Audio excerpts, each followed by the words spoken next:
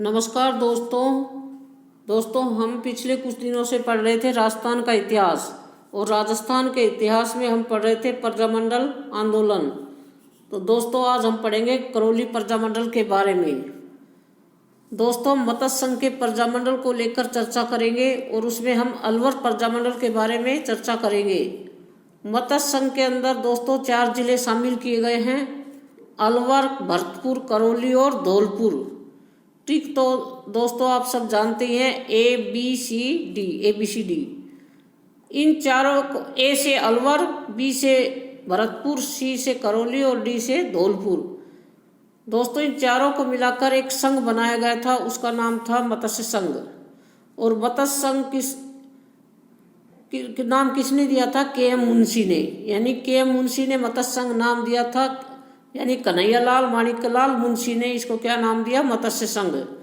और मत्स्य संघ को 18 मार्च 1948 में क्या किया गया? राजस्थान में विलय किया गया। तो दोस्तों हम पढ़ेंगे करौली प्रजामंडल के बारे में। करौली प्रजामंडल में जनजागृति की शुरुआत करने वाले मदन सिंह और पूरण सिंह थे। तो जनजागृति की शुरुआत करने वाले कौन थे? मदन सिंह और पूरण सिंह। करौली के शासक कौन थे दोस्तों? उस समय भीमपाल। करौली के शासक उस समय थे भीमपाल। करौली के शासक भीमपाल ने जंगली सूरों को मारने पर क्या लगा रखी थी? पाबंदी। करौली के शासक भीमपाल ने जंगली सूरों को मारने पर पाबंदी लगा रखी थी। 1927 में आंदोलन हुआ और इसके अध्यक्ष मदन सिंह को बनाया गया। 1927 में आंदोलन के अध्यक्ष से बनाया गया? मदन सिंह को।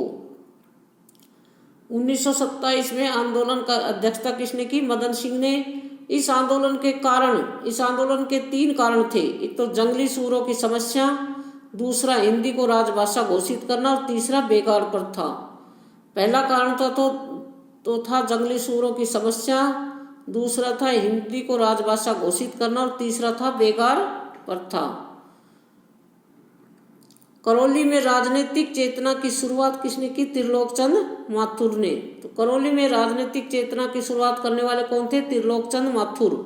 और करौली राज्य सेवक संघ की स्थापना भी किसने की? त्रिलोकचंद माथुर ने। करौली राज्य सेवक संघ की स्थापना भी किसने की दोस्तों? त्रिलोकचंद माथुर ने। और स्थानीय कांग्रेस की स्थापना भी किसने की? त्रिलोकचंद माथुर ने। करौली राज्य सेवक संघ की स्थापना भी त्रिलोकचंद माथुर ने की और स्थानीय कांग्रेस की स्थापना भी किसने की? त्रिलोकचंद माथुर ने। करौली प्रजामंडल की स्थापना कब हुई? 1938 में। तो दोस्तों करौली प्रजामंडल की स्थापना कब हुई? 1938 में। दोस्तों रिवाइज करते हैं। करौली प्रजामंडल में जनजागृति की शुरुआत करने वाले कौन थे? मदन सिंह और पूरण सिंह। करौली प्रजामंडल में जनजागृति की शुरुआत करने वाले कौन थे? मदन सिंह और पूरण सिंह। करौली के शासक कौन थे? भीमपाल। उस समय करौली के शासक कौन थे? भीमपाल। और करौली के शासक भीमपाल ने जंगली सूरों को मारने पर पाबंदी लगा रखी थी। दोस्तों अलवर रियासत भी ऐसी थी जिसमें जंगली सूरों को मारने पर पाबंदी लगाई थी, और करौली भी एक ऐसी रियासत थी जिसमें जंगली सूरों को मारने पर पाबंदी लगाई थी। 1927 में आंदोलन हुआ। 1927 में क्या हुआ? आंदोलन हुआ और उसकी अध्यक्षता किसने की? मदन सिंह ने। मदन सिंह ने आंदोलन की अध्यक्षता कब की? 1927 में। और इस आंदोलन के कारण कितने थे? इस आंदोलन के 3 कारण थे। एक तो जंगली सूरों की समस्या, दूसरा हिंदी को राजभाषा घोषित करना और तीसरा बेगार प्रथा। एक तो जंगली सूरों की समस्या, दूसरा हिंदी को राजभाषा घोषित करना और तीसरा बेगार प्रथा। इसके 3 कारण थे। करौली में राजनीतिक चेतना की शुरुआत किसने की? त्रिलोकचंद माथुर ने। तो त्रिलोकचंद माथुर ने करौली में राजनीतिक चेतना की शुरुआत की। और करौली राज्य सेवक संघ की स्थापना भी किसने की? त्रिलोकचंद माथुर ने। और त्रिलोकचंद माथुर ने स्थानीय कांग्रेस की स्थापना भी की। तो करौली राज्य सेवक संघ की स्थापना की त्रिलोकचंद माथुर ने और स्थानीय कांग्रेस की स्थापना भी किसने की? त्रिलोकचंद माथुर ने। और करौली प्रजामंडल की स्थापना कब हुई? 1938 में।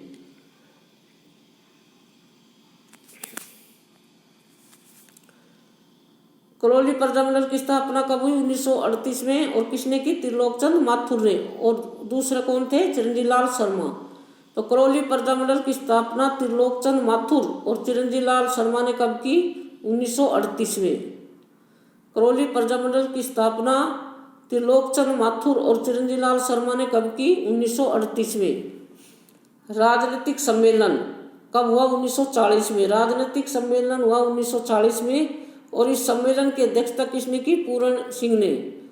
तो पूरण सिंह ने राजनीतिक सम्मेलन की अध्यक्षता कब की? 1940 में। और इस राजनीतिक सम्मेलन की मांग क्या थी? उत्तरदायी शासन की। राजनीतिक सम्मेलन की मांग क्या थी? उत्तरदायी शासन की।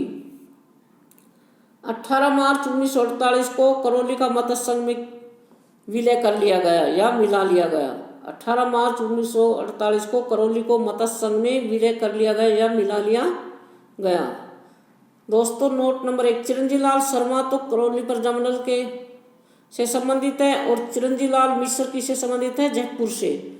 चिरंजीव लाल शर्मा तो करौली से संबंधित है और चिरंजीव लाल मिश्र किससे संबंधित है? जयपुर से। दोस्तों रिवाइज करते हैं। करौली प्रजामंडल की स्थापना कब हुई? 1938 में। और किसने की? त्रिलोकचंद माथुर ने। करौली प्रजामंडल की स्थापना त्रिलोकचंद माथुर ने कब की? 1938 में। और इसमें दूसरा कौन शामिल था? चिरंजीव लाल शर्मा। तो करौली प्रजामंडल की स्थापना त्रिलोकचंद माथुर और चिरंजीव लाल शर्मा ने कब की? 1938 में। राजनीतिक सम्मेलन हुआ 1940 में और इस राजनीतिक सम्मेलन की अध्यक्षता किसने की? पूरण सिंह ने। तो राजनीतिक सम्मेलन की अध्यक्षता पूरण सिंह ने कब की? 1940 में। और इस राजनीतिक सम्मेलन की मांग क्या थी? उत्तरदायी शासन की। राजनीतिक सम्मेलन की मांग क्या थी? उत्तरदायी शासन की। और 18 मार्च 1948 को करौली का मत्स्य संघ में क्या कर लिया गया? शामिल कर लिया गया। 18 मार्च 1948 को करौली को मत्स्य संघ में विलय कर लिया गया, शामिल कर लिया गया। दोस्तों चिरंजीव लाल शर्मा तो संबंधित थे करौली प्रजामंडल से और चिरंजीव लाल मिश्र संबंधित थे जयपुर प्रजामंडल से। दोस्तों हमारे वीडियो को लाइक, शेयर और सब्सक्राइब करें। जय हिंद, जय भारत।